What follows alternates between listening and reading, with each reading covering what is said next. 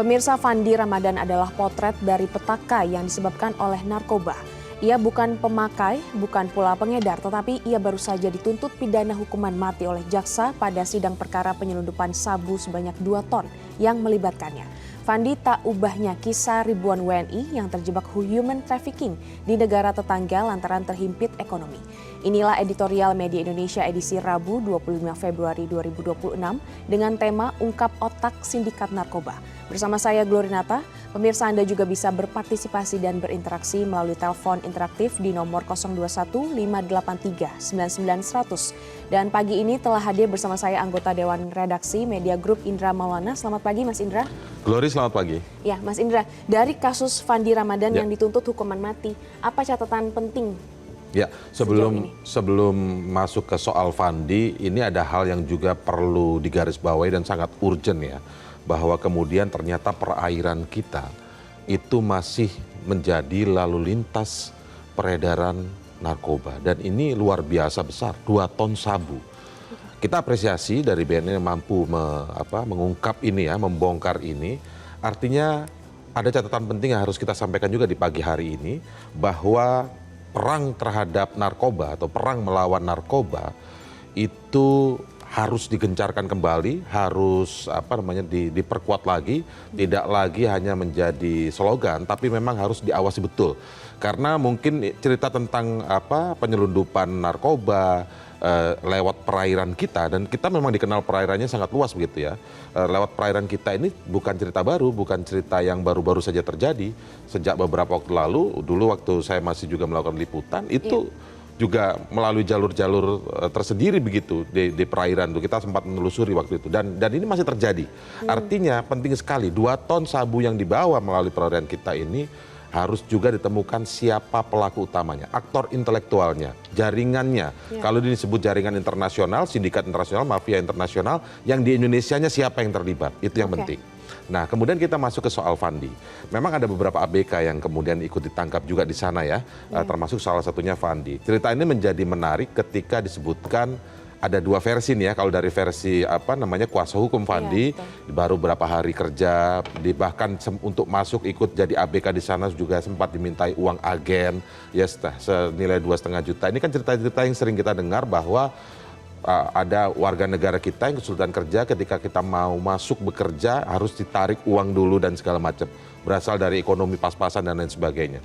Nah, ini ada cerita yang menarik juga. Tapi di sisi lain pihak kejaksaan juga meyakini bahwa Fandi tidak naif, artinya bukan tidak tahu apa-apa, tahu apa-apa. Nah, sebelumnya ini kan dia udah tahu begitu ya. Ada tahu, bahkan ketika mengangkut barang di pertengahan laut, bahkan barang itu yang disebut narkoba ini pun tidak disembunyikan, yang sangat sulit di haluan kapal sudah disembunyikan, jadi mengetahui gitu. Nah, tapi ini kan kita serahkan kepada pengadilan negeri. Yang paling penting menjadi sorotan di sini adalah bagaimana penerapannya, hukumannya gitu kan. Kan kaget nih, dipukul rata hukuman mati begitu kan. Nah, tadi di headline news Glory dibacakan, di situ ada berita Komisi 3 ya, Pak Habibur Rahman mengingatkan bahwa KUHP yang baru, yaitu Undang-Undang Nomor 1 2023, ada pasal 98 yang menyebutkan bahwa pidana mati itu diancamkan bukan sebagai pidana pokok tapi pidana alternatif. Ya, betul. Nah, bagaimana penerapannya harus dilakukan secara ketat dan selektif.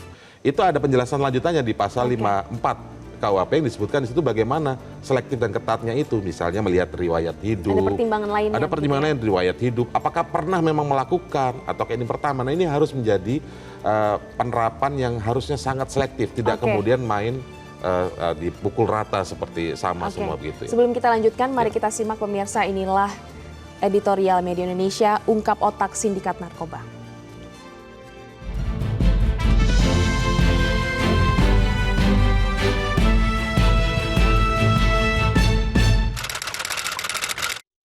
Ungkap Otak Sindikat Narkoba.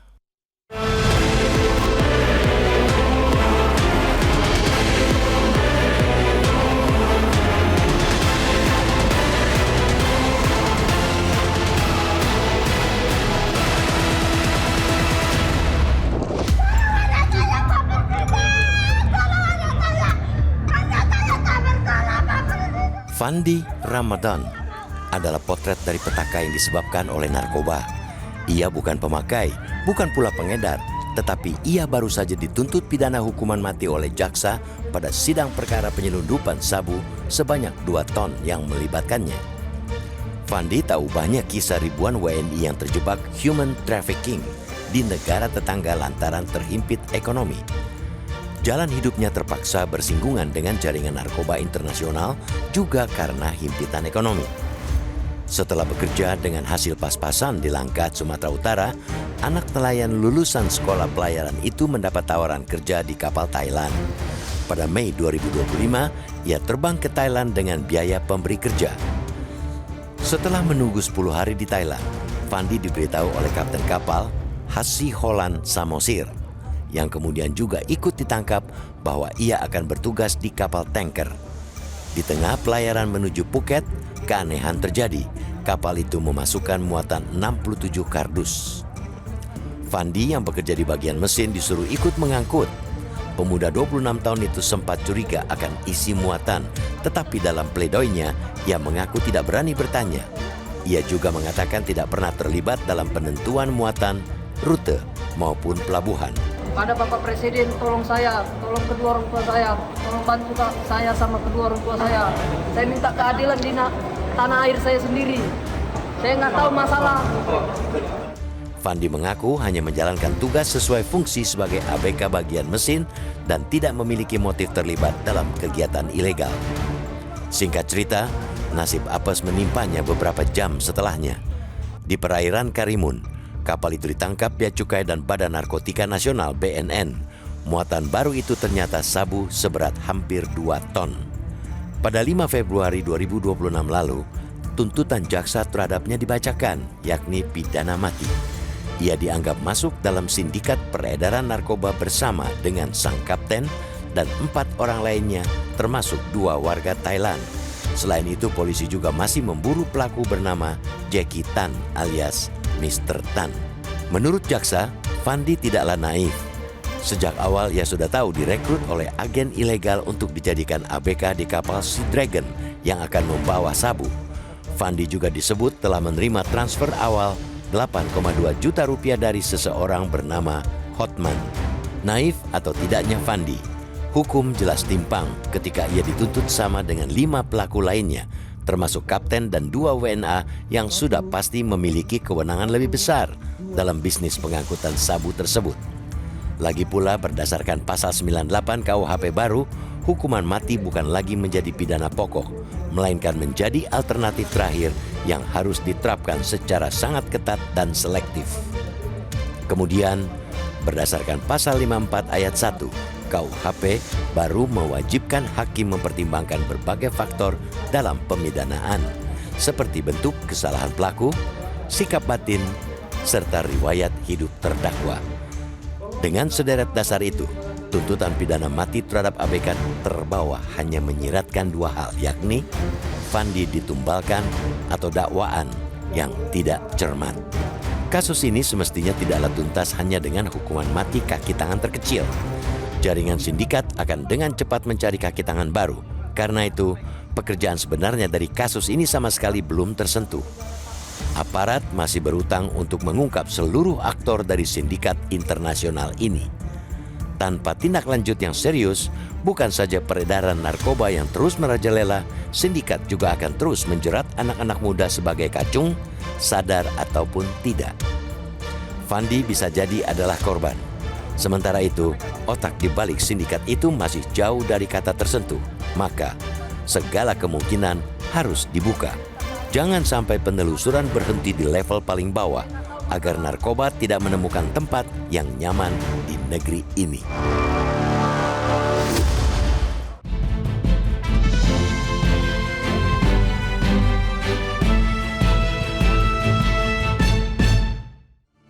Pemirsa, usai jeda kami akan segera kembali untuk Anda.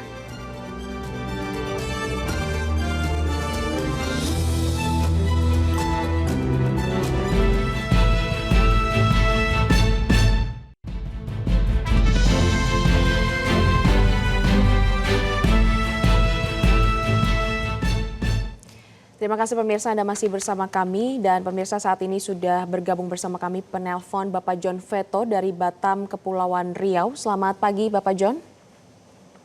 Selamat pagi Mbak Glory, selamat pagi Mas Indra. Selamat pagi Pak. Ya silakan Bapak John.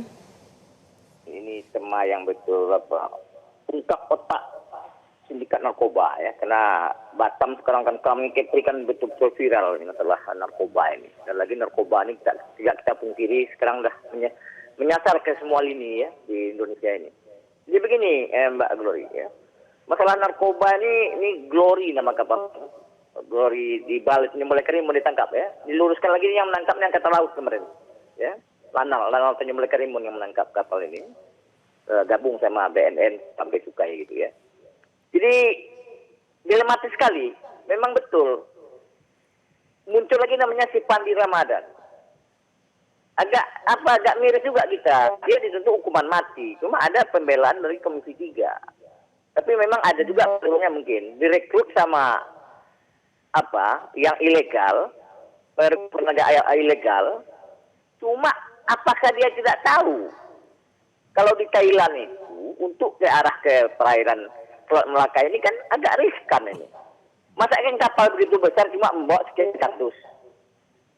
Ya, dia bilang alasan ada uang, ada emas. Takkan kapal, cuma itu kapal kayu, Mas. Ya, Ya. baik. Sekarang kapalnya sandar itu dia di Penyembelih Karimun itu.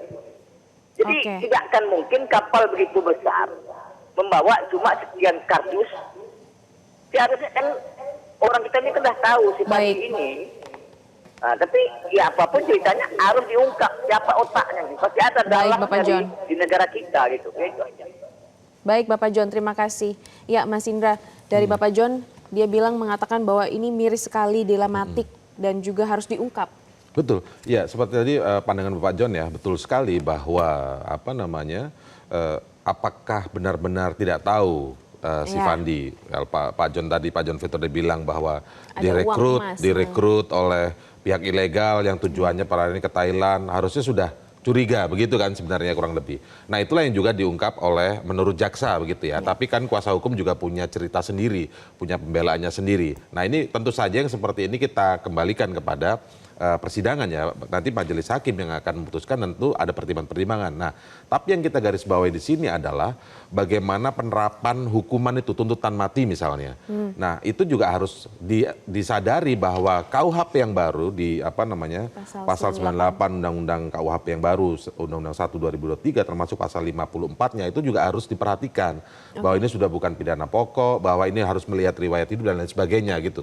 Jadi ini bukan sebuah advokasi ya, tapi ini kita mencoba untuk mengingatkan bahwa ada seperti ini, dan itu seperti yang disampaikan oleh Komisi 3 DPR. Jadi aparat penegak hukum harus melihat hal yang seperti ini tadi, hal-hal yang baru tentang KUHP yang baru.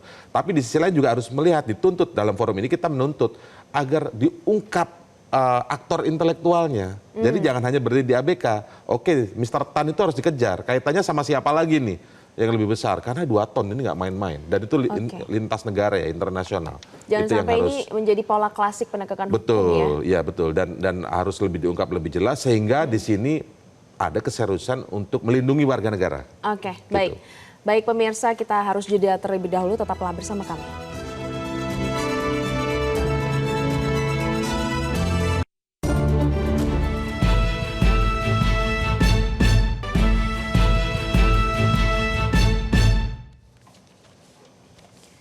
Pemirsa, Anda kembali bersama kami di Editorial Media Indonesia. Mas Indra, kita lanjutkan. Ya. Di editorial disebutkan bahwa Fandi ditumbalkan atau memang dakwaan ini tidak cermat. Nah, kata-kata Fandi ditumbalkan, ada kemungkinan ia ditumbalkan, ini seperti apa maksudnya? Bisa saja Fandi menjadi tumbal. Nah itulah sebenarnya yang dimaksud catatan kita pada pagi ini. Bisa saja seorang Fandi menjadi tumbal kalau ternyata aparat penegak hukum kita tidak mampu mengungkap aktor intelektual di balik sabu 2 ton ini yang melalui perairan kita kan. Dan makanya ini kemudian ketika jaksa bilang bahwa seluruh yang dilakukannya, penegakan hukum yang dilakukannya sampai sejauh ini itu adalah untuk melindungi warga negara dari bahaya narkotika. Itu tentu kita sangat setuju dan apresiasi. Begitu. Tapi jangan berhenti di situ. Karena memang aparat penegak hukum juga masih menyebut di sini ya, Mr. Tan disebutkan ya, Jackie Tan ya, alias Mr. Tan ini masih dikejar. Masih buron. Tapi yang bicara namanya sindikat tentu bukan perseorangan saja. Mr. Tan, lalu ada siapa lagi? Apakah ada mungkin dugaannya kemudian bermain dengan oknum juga? Nah ini yang harus diselidiki sampai tuntas karena ini bukan main-main. Kalau memang mau melindungi warga negara kita dari bahaya narkotika maka ungkap tuntas. Ada penangkapan ABK diberi hukuman betul. Nah tadi kita sudah bicara bagaimana soal Fandi. Soal Fandi kan kita bicara tentang kalau bicara benar salah adanya mens rea atau tidak, naif atau tidak itu biarkan di pengadilan nanti yang bicara. Tapi kita mengingatkan ada KUHP baru yang disebutkan di situ ada pasal 98, ada pasal 54. Bagaimana penerapan tuntutan hukuman mati atau pidana mati. Harus ada pertimbangannya dia bukan pidana pokok tapi alternatif. Nah lihat 54-nya, 54 dilihat ini Fandi ini riwayat hidupnya seperti apa, Tidak punya berapa riwayat lama pidana. bekerja, riwayat pidananya seperti apa. Nah itu akan yang harus dipertimbangkan oleh hakim nantinya ya di Pengadilan Negeri Batam. Nah tapi ada catatan lain yang paling penting juga salah satunya kita mau sampaikan dalam forum editorial pagi ini adalah bagaimana pemerintah melihat secara sosial tentang hal ini. Orang seperti Fandi bukan 1-2 terjadi seperti di negeri ini begitu ya. Anak-anak muda atau warga negara yang terhimpit ekonomi, asal ada kerjaan, ada uang, bahkan mereka mungkin menutup mata atau tidak mengetahui adanya hal-hal yang ilegal seperti ini. Nah ini yang harus terjun nih, bagaimana penanganannya secara sosial. Jangan sampai anak-anak muda ini kemudian diseret atau terseret menjadi, di sini disebutkan menjadi kacung ataupun kurir oleh mereka bandar-bandar narkoba, sindikat mafia narkoba besar internasional begitu yang ada juga di tanah air ini begitu ya. Nah, karena apa? Sindikat mafia ini tentu akan melihat memanfaatkan orang-orang yang terhimpit secara ekonomi, pengetahuan juga mungkin terbatas, mereka pasti akan merekrut itu. Nah, ini negara harus juga melindungi warga negara yang seperti ini terjerat masuk dalam sindikat mafia internasional. Oke, baik. Negara harus hadir ya. Betul. Baik pemirsa, Fandi bisa jadi adalah korban. Sementara itu otak di balik sindikat itu masih jauh dari kata tersentuh. Maka segala kemungkinan harus dibuka, jangan sampai penelusuran berhenti di level paling bawah agar narkoba tidak menemukan tempat yang nyaman di negeri ini. Demikianlah editorial Media Indonesia hari ini. Terima kasih atas partisipasi Anda. Selamat pagi.